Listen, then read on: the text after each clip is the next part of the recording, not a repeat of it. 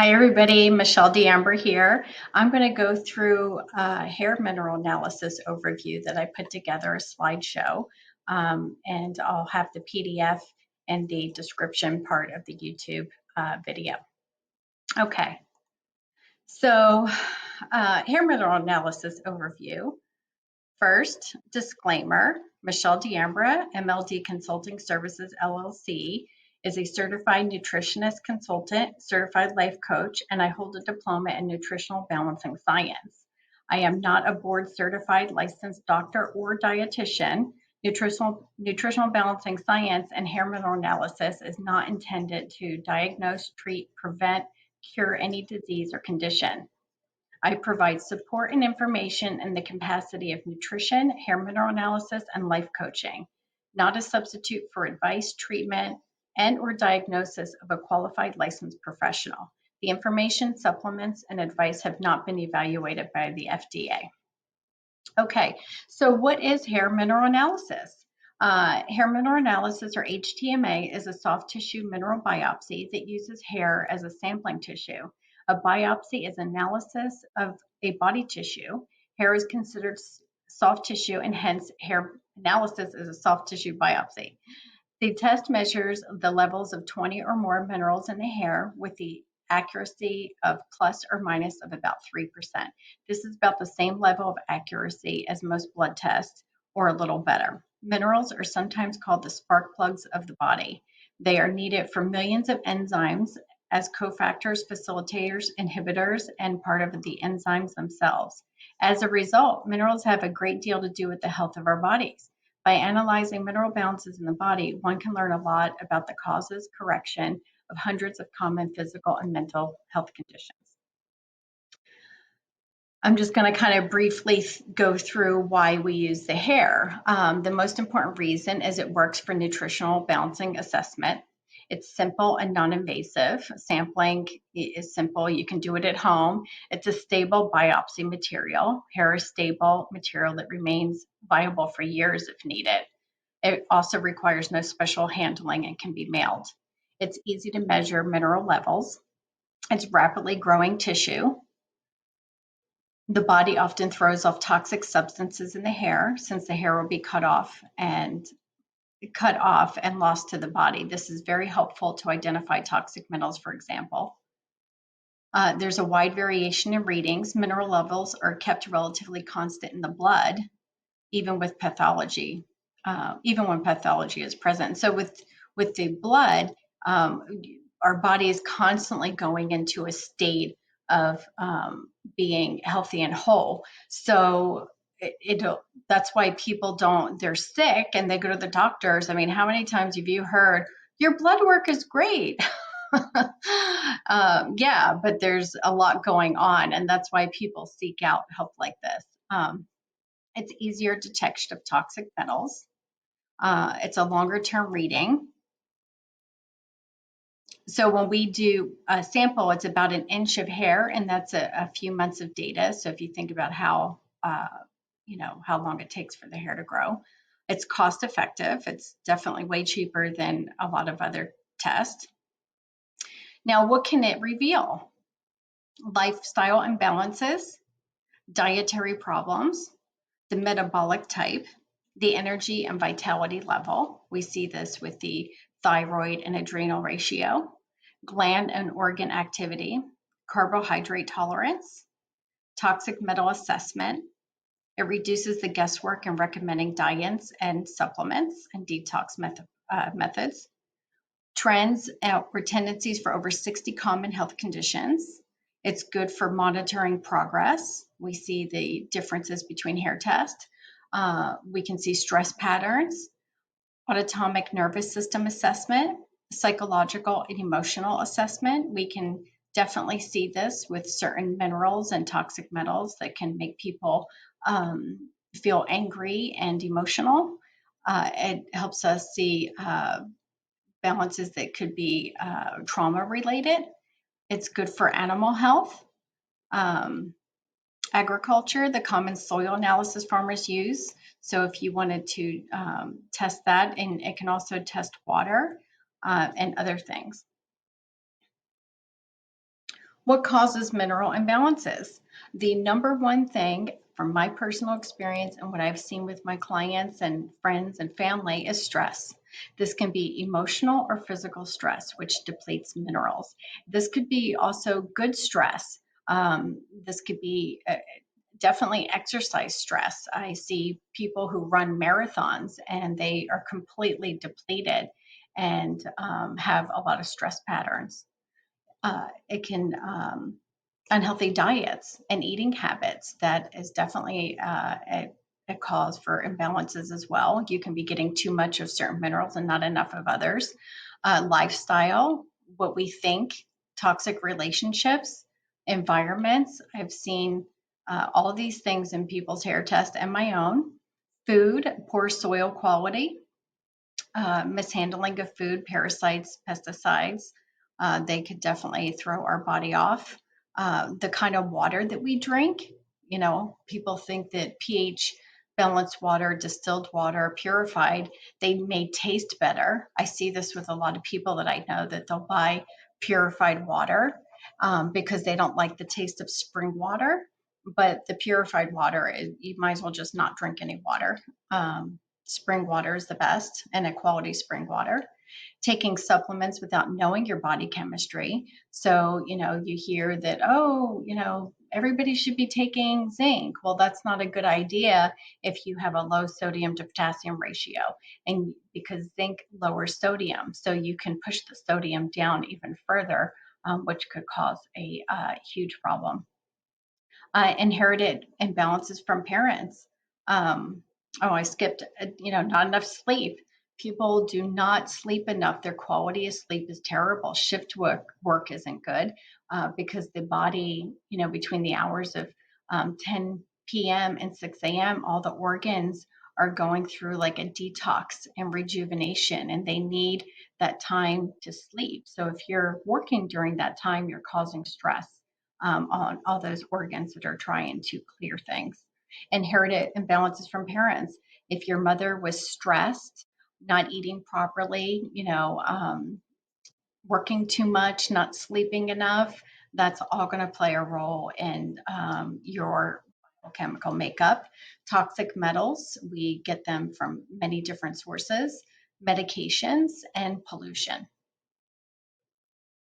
So what labs do we use for hair mineral testing? There are many different labs, but analytical research labs and trace elements are the only two labs that do not wash the hair. Washing the hair has shown the potential to interfere with the accuracy and reproducibility of the results. Therefore, these are the only two labs that I will use for hair testing. So this is an example of a analytical research lab's hair test. And the main things that we look at in interpreting that, we're going to look at the calcium, magnesium, sodium, and potassium. These are the major macro minerals. There are electrolytes. This person is in slow oxidation. They're being depleted here. The sodium's still okay, but there's probably stress patterns in here that's elevating the sodium. And then they're losing way too much calcium and magnesium. They're eliminating it through the hair. So there's definitely, when I look at this, there's stress going on. And at 40 years old, this woman's probably in the stages of peri and menopause.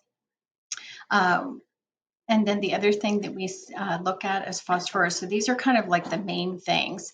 Uh, the proper interpretation of the macrominerals and ratios will reveal metabolic typing, gland organ activity, energy and vitality level, carbohydrate tolerance, dietary problems, lifestyle stress problems, patterns, trauma, and other health related conditions. That's just looking at these that are highlighted within the red. Most of the evaluation will involve these right here. Interpreting trace minerals. Trace minerals, iron, copper, manganese, zinc, chromium, and selenium. Zinc is important for a healthy immune system. Copper is antagonistic or interferes with zinc.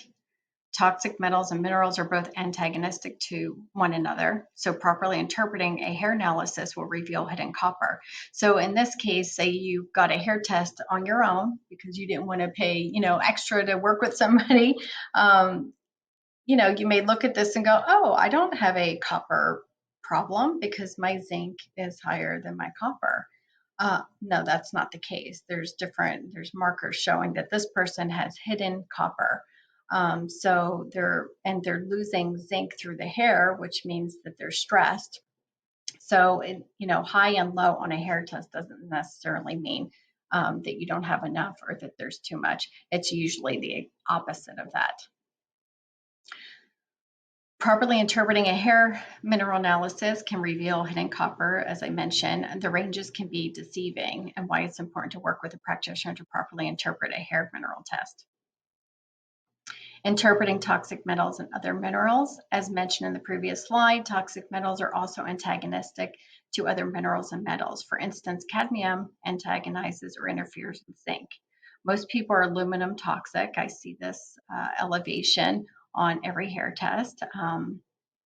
People who eat, that could be with your deodorant, antiperspirant, vaccines, whatever they're spraying in the air, aluminum foil, cans. I mean, it's just all over the place.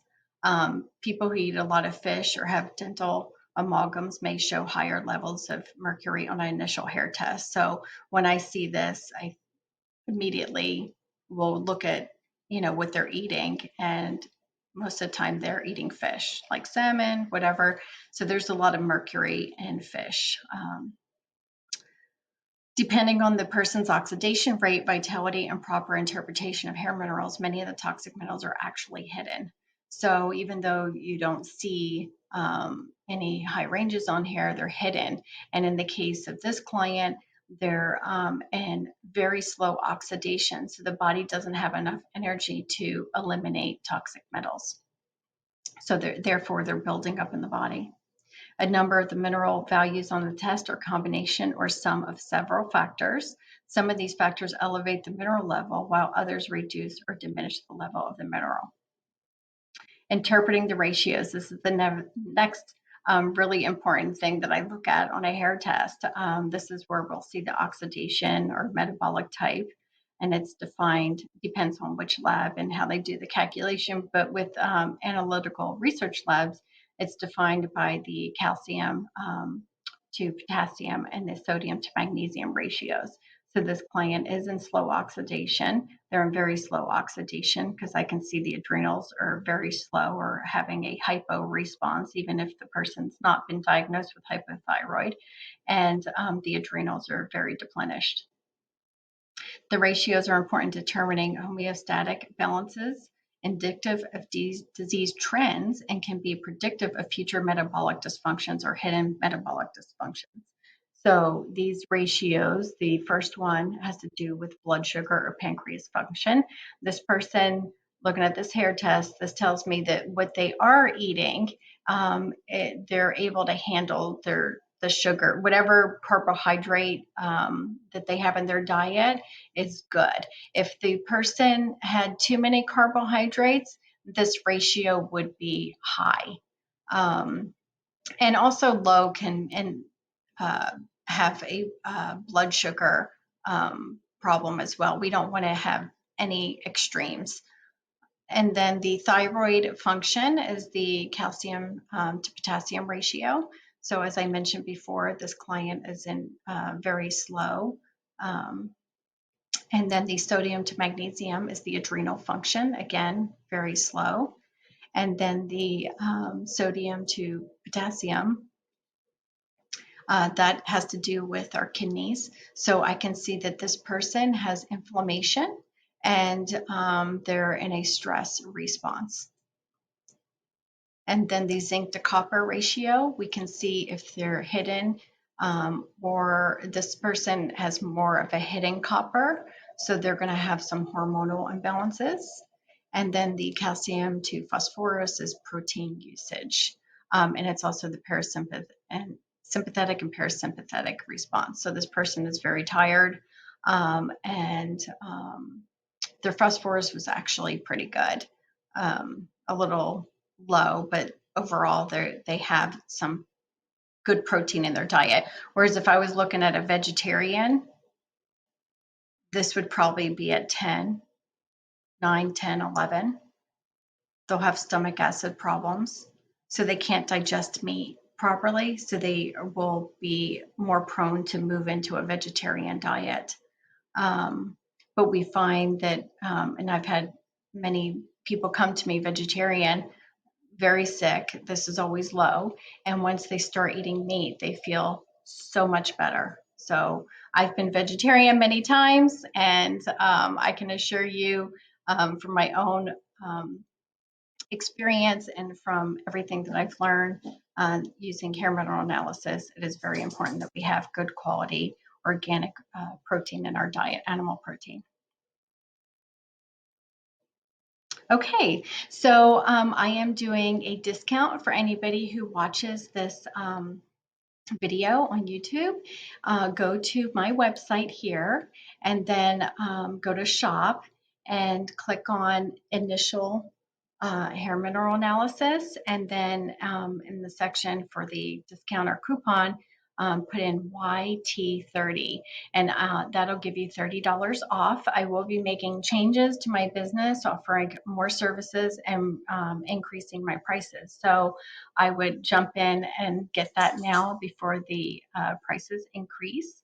I'm also going to leave a link to this PDF that you can download from my website if you'd like to have it. And you can email me at hello@michelledeamber.com and I'd be happy to answer some questions.